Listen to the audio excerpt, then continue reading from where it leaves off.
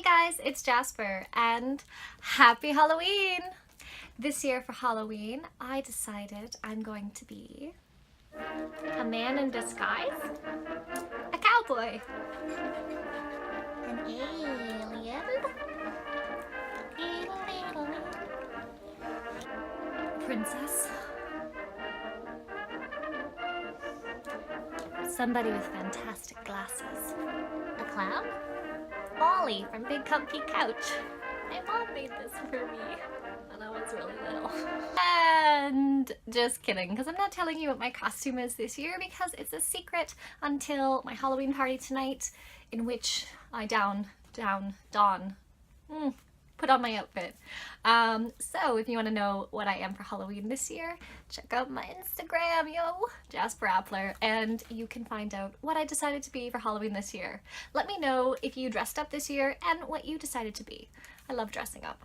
So because today is Halloween, I decided today's fairy story should be a scary one, or at least a little unsettling. I'm not a big fan of horror, but I love me some scary little things that kind of hint at horrific things without getting too much into the category of, I can't sleep tonight. So today's story is called The Demon Cat. Dun, dun, dun. Now, if you're wondering why it says the devil and then the demon cat, it's because this particular story is taken from W.B. Yeats's Irish Fairy and Folk Tales, and there is a category because he categorizes all the folk tales under different sort of themes or headings. These ones are under the category of the devil, and our first story in this category is The Demon Cat. Now, pairing with our story, The Demon Cat, I decided to have a little drink of this Auchentoshan. Hopefully I'm saying that right.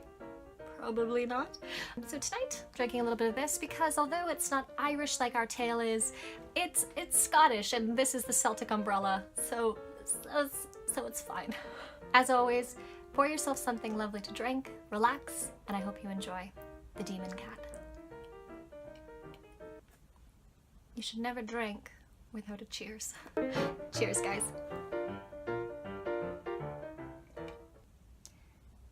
The Demon Cat. A story attributed to Lady Wilde.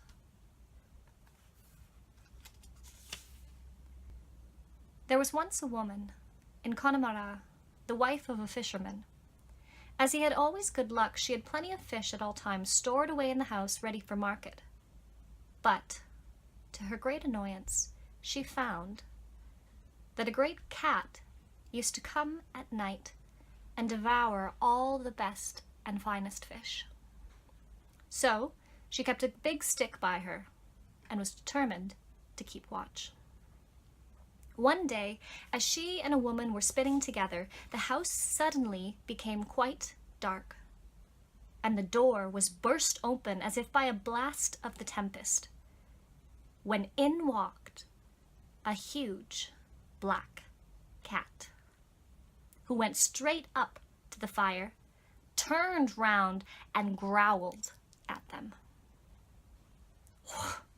"Why, surely this is the devil," said a young girl who was by sorting fish. "I'll teach you how to call me names," said the cat. And jumping at her, he scratched her arm till the blood came. "There now," he said, "you'll be more civil another time, when a gentleman comes to see ya." And with that he walked over to the door and shut it close, to prevent any of them going out, for the poor young girl, while crying loudly from fright and pain, had made a desperate rush to get away. Just then a man was going by, and hearing the cries, he pushed open the door and tried to get in, but the cat stood on the threshold and would let no one pass. On this, the man attacked him with his stick and gave him a sound blow.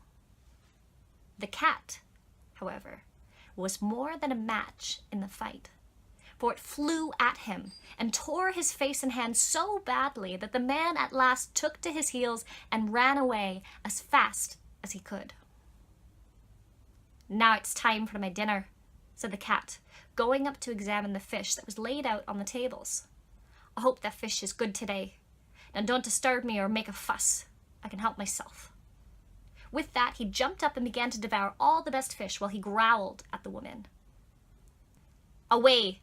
Out of this, you wicked beast!" she cried, giving it a blow with the tongs that would have broken its back. Only it was the devil. "Out of this! No fish shall you have today!" But the cat only grinned at her and went on tearing and spoiling and devouring the fish, evidently not a bit the worse for the blow. On this, both the woman attacked it with sticks and struck hard blows enough to kill it, on which the cat glared at them and spit fire. Then making a leap, it tore their heads and arms till blood came, and the frightened woman rushed shrieking from the house. But presently the mistress returned, carrying with her a bottle of holy water, and looking in, she saw the cat still devouring the fish, and not minding. So she crept quietly over and threw holy water on it without a word. No sooner was this done than a dense black smoke filled the place, through which nothing was seen but the 2 red eyes of the cat, burning like coals of fire. Then the smoke gradually cleared away, and she saw the body of the creature burning slowly until it became shriveled and black like a cinder, and finally disappeared.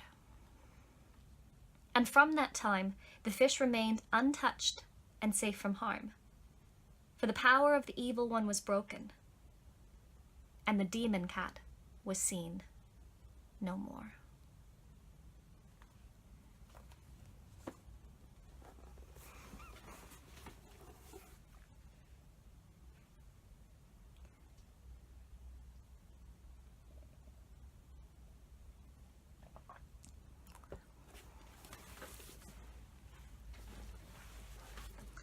So something I like a lot about this story is that it's a simple story and it's short. And as a result, you're able to really read it slowly and linger on the details. Another great benefit of a short but good story is that it makes it an excellent story for dinner parties or a date you go on. Bring this book with you. It's very small. Look, the size of my hand. It can fit in any purse. Bring it out and you go like, oh, while we're waiting for our dinner to come, why don't we read this story and then we can talk about it like academic peers. This is something I, of course, I've told you I do, but with my husband, and so it's not a first date. But wouldn't that be an interesting first date move? Just reveal your bookish intentions from the beginning and be like, I brought a book on our date. Wanna read? But on the first point that I said about the loveliness about its sort of of its shortness, is that it allows you to linger on the details. And the story is full with some terrifying details when you linger on them. The cat's growl, attacking the face and arms until the blood comes. It spits fire at one point. And then the best detail of all, I think, is when she puts the holy water on the cat, and it says, no sooner was this done than a dense black smoke filled the place. A dense black smoke, through which nothing was seen but the 2 red eyes of the black cat. And then it says, the smoke gradually clears away. And what's great about that part, sorry, let me just linger a second more, is there's this terrifying moment where you think, is the cat not gonna die from this? Like, is it still living? Because in this thick, dense smoke, obviously you're not gonna be able to see the black cat, but you see its 2 red eyes. And we're not told until this point that it has red eyes, unless I missed that detail. Tell me down below if I did. All you can see are the 2 red eyes. And there is this thought for a moment, oh my gosh, what if this didn't kill the cat? It only kind of pissed it off. What are we gonna do now? But then it says, the smoke gradually cleared away and she saw the body of the creature. You ready for the detail? Burning slowly. She saw the the body of the creature burning slowly until it shrivels up like a black piece of cinder and finally disappears. And then, you know, in the classic route of the fairy tale happy ending, if this horrific thing happened. And then from that time, fish remained untouched and safe from harm, and the power of the evil one was broken, and the demon cat was seen no more. Da da da da da da da da da da. And who is our great heroine? Not her husband, the fisherman. And this is a great point, because part of her great annoyance with this is that her husband is going out all the time having good fortune fishing, and then this cat is coming and destroying their profit margins, essentially. And so, as she is sort of a guardian against this evil spirit, you know, guardian against the devil as the cat, she's actually really guarding their economics and their financial stability and growth. And so it's like this Wall Street, it's like a Wall Street success. She's like, aha, and now we can save up so we can go on a vacation, or you know, put the kids in school. Of course, I mean, this is not necessarily what they're going to do, but that she is a treasurer in her home, and she's protecting, you know, the financial stability of her house is really interesting. But she is also the heroine. And I think it's interesting, she's not like, you know, husband, there's this black cat who keeps eating the best fish. She doesn't go to her husband about this. She doesn't seek help from the outside. She's like, you know what I'm gonna do? I'm gonna get a big stick. Because if there's one thing I know about cats, is a big stick goes a long way. And when this doesn't work, she tries a few times, you know, and the cat is like, the cat is a real, you know, jerk. When he comes in and he says, you know, after he attacks the one maid who tries to stop him, he makes her all bloody. He's like, now it's time for my dinner. I hope the fish is good today. Don't disturb me or make a fuss. You know, I can help myself. And it's like, this isn't a restaurant. You're not paying for anything. You can't just come in here, take the fish, and be like, don't worry about it. I can help myself today. Like he's a customer, but he's not, because he's stealing their fish. You know, and so then after her big stick thing doesn't work, she gets at him with the tongs, which I'm guessing, I can't remember if it says or not, but these would be like your fireplace tongs, right? So heavy iron things, and she beats the crap out of the cat, and it still doesn't work. And the cat just like scratches her up, and she shrieks and runs away. But then she's like, I'm not giving back. And in the classic route of fairy tales, it takes not the first, the second, but it's the third thing she does. She comes back with the holy water, sprinkles it on, and this does the trick. So I love this story because, one, it's short and sweet and full of good details that, you know, you're able to savor because of the shortness of the tale. Two, because of these bloody, scary, creepy sort of details. And three, because our heroine, you know, really pushes forward a strong female character and is somebody who isn't going to give up easily. And persistence pays off. And I think that's really pretty sweet. I hope you guys have enjoyed this fairy tale reading from W.B. Yeats's Irish Fairy and Folk Tales. If you don't have this collection and you've been enjoying the stories I'm reading, really go check it out. This is one of my favorite books.